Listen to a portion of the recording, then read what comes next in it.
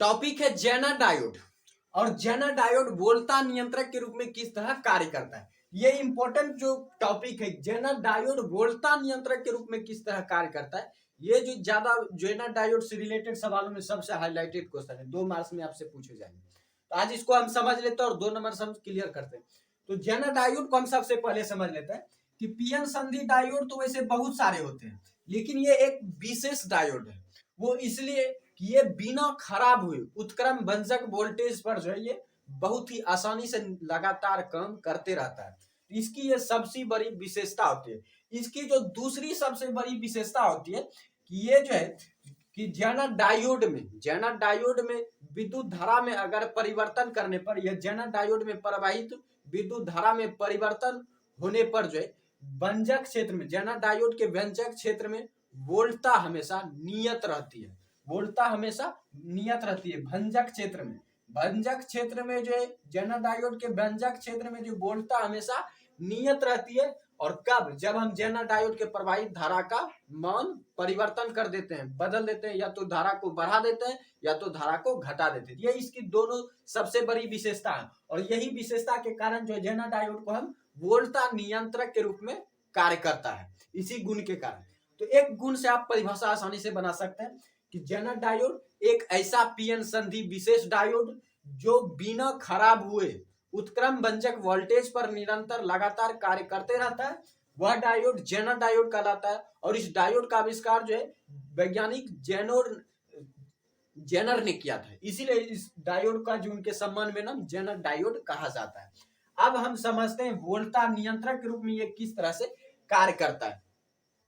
तो ये जो सिंपल सा जो वोल्टा नियंत्रक हम इसलिए इसको कार्य कराते हैं, अनियंत्रित डीसी को जो ये नियंत्रित डीसी में बदल देता है। हम अगर नियंत्रित डीसी प्राप्त करना चाहते हैं अनियंत्रित डीसी से, तो उसके लिए हमें जेनर डायोड की आवश्यकता पड़ती है।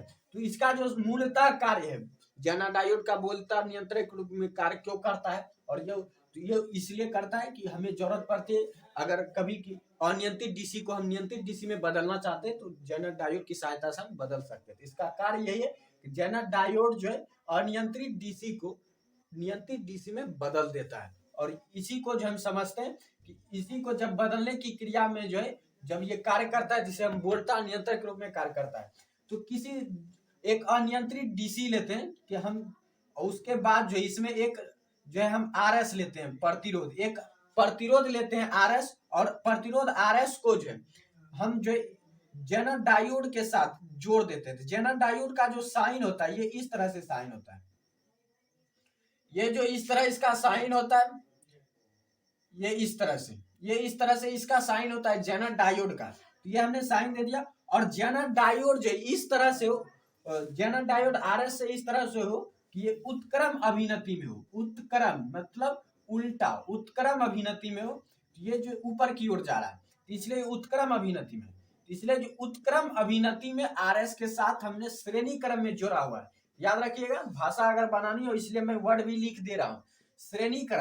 श्रेणी क्रम में आरएस और जेनर डायोड श्रेणी क्रम में जुड़ा हुआ है, और इस तरह से जुड़ा हुआ है कि जेनर डायोड जो है उत्क्रम अभिनति में है। ये पॉइंट आप याद रखिएगा, आपको भाषा बनाने में काम आएंगे। अब जो इसको समझते हैं कि इधर से फिर जो है आरएस और जेनर डायोड के बीच से एक अलग धारा निकलती है फिर आगे, और इसमें जो है आरएल प्रतिरोध फिर लगा हुआ है। और यहाँ पर जो हमें फिर आउटपुट प्राप्त होते हैं। इधर इनपुट धारा है, इधर इनपुट धारा और इधर आउटपुट धारा। आप अगर सिंपली समझे कि जब हम अनियंत्रित डीसी देते हैं जिसको हम कंट्रोल नहीं कर पाते, तो अनियंत्रित डीसी हम जब देते हैं तो आरएस का मान भी बढ़ जाता है। और जो है जैसे अगर जेनर डायोड ना हो तो पूरी तरह से ये इसका मान में कोई चेंजेस ही नहीं आएगा, इसको कोई रोक ही नहीं पाएगा। इसलिए अनियंत्रित इनपुट अगर हम अनियंत्रित धारा देंगे तो हमें आउटपुट भी जो अनियंत्रित धारा ही प्राप्त होगी। तो जब जेनर डायोड का उपयोग नहीं करते हैं, वहीं पर जब हमें जो है अनियंत्रित से नियंत्रित डीसी प्राप्त करना होता है तो जेनर डायोड देते हैं। जेनर डायोड करता क्या है कि जब हम अनियंत्रित डीसी इधर से देते हैं तो यहाँ पर जो इस पर कोई परिवर्तन ही नहीं आता है। इस पर अगर हम अनियंत्रित धारा का मान बदलेंगे तो इसके सिरों के बीच जो विभवांतर में कोई चेंज नहीं आता। और उसका कारण यही है कि जेनर डायोड में धारा का मान बदलने पर उसके भंजक क्षेत्र में वोल्टता हमेशा नियत रहती है। यही कारण है कि इसकी बोलता जो एक बार फिक्स हो जाती है वो बदलती नहीं है। इसलिए जो जब हम धारा का मान बदलेंगे, जितना भी बदले, कम करे या घटाए, तो इसके मान में कोई परिवर्तन नहीं आएगा, इसके बोलता में कोई परिवर्तन नहीं आएगा। लेकिन यहीं पर अगर हम अनियंत्रित धारा का मान बदल दें तो आरएस का विभवांतर बदल जाएगा। अगर हम धारा का मान वृद्धि कर देते हैं तो आरएस की बोलता में भी वृद्धि हो जाएगी। अगर हम अनियंत्रित धारा का मान कम कर देते हैं तो आरएस की बोलता में भी कमी आ जाएगी। लेकिन ये जो हमेशा इसके सिरों के बीच विभवांतर हमेशा फिक्स रहती है। इसके नियत रहने के कारण जो यहाँ पर जो फिर जो हमें निर्गत जो धारा प्राप्त होती है, निर्गत डीसी जो हमें प्राप्त होती है, वो जो है उसे हम अपने अनुसार कम कर सकते हैं, ज्यादा कर सकते हैं। यही इसी तरह से ये जो है पूरी तरह से बोलता नियंत्रक के रूप में कार्य करती है। तो आप आसानी से जो लिख सकते हैं जेनर डायोड बोलता नियंत्रक के रूप में कार्य क्यों करते हैं। तो उसका कारण आप सबसे बड़ा जो ये याद रखिएगा कि जेनर डायोड में प्रवाहित धारा का मान परिवर्तन करने पर जो भंजक क्षेत्र में जेनर वोल्टता हमेशा नियत रहती है।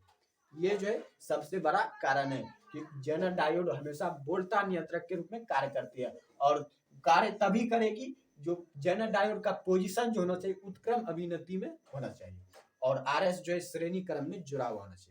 ये आपका 2 मार्क्स का क्वेश्चन जो बड़ी आसानी से जो क्लियर हो जाएगा। तो कोई डाउट नहीं है, अगर डाउट है तो कमेंट कीजिए, मैं फिर से जो इस पर अलग से वीडियो आपके लिए बना दूंगा। लेकिन कंफ्यूजन अगर हो तो शेयर जरूर कीजिए, क्योंकि कंफ्यूजन अगर माथे में रखिएगा तो समस्या बनी की बनी ही रह जाएगा, आप जो है कभी उस समस्या को सॉल्व नहीं कर पाओगे। इसलिए समस्या जो भी हो, कंफ्यूजन जो भी हो, जरूर शेयर कीजिए। वीडियो अच्छा लगे तो लाइक कर दीजिए, चैनल को सब्सक्राइब कीजिए और दोस्तों में शेयर जरूर कर दीजिए।